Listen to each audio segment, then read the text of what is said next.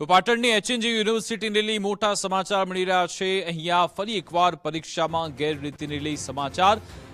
HNG યુનિવર્સિટીની મોટી કાર્યવાહી। આ કિસ્સામાં જે પરીક્ષામાં ગેરરીતિ સામે આવી હતી, પરીક્ષામાં એક સરખા ગુણ આપવા બાબતે કાર્યવાહી। ગુણ ચકાસણી કરનાર અધ્યાપકને સજા આપવા આદેશ આપી દેવામાં આવ્યો છે। 15 વર્ષથી અધ્યાપક પેપરની ગુણ ચકાસણી કરી રહ્યા હતા। 200 જેટલી ઉત્તરવહીમાં તેમણે એક સરખા ગુણ આપ્યા હતા।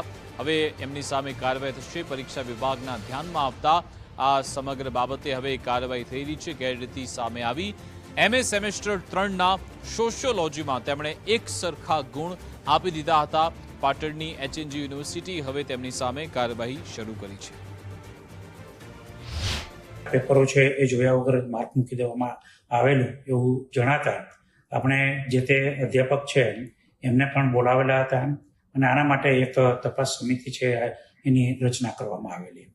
તપાસ સમિતિ દ્વારા મોડરેટરનું પણ સ્ટેટમેન્ટ લેવામાં આવેલું।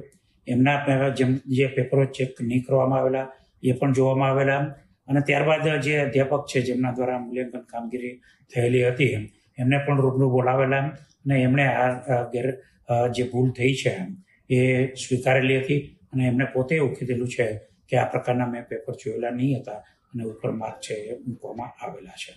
ત્યારબાદ સમિતિએ છે એનો રિપોર્ટ આપ્યો। આ રિપોર્ટ આપણે નિયમ અનુસાર બોર્ડ ઓફ મેનેજમેન્ટમાં લઈ ગયા।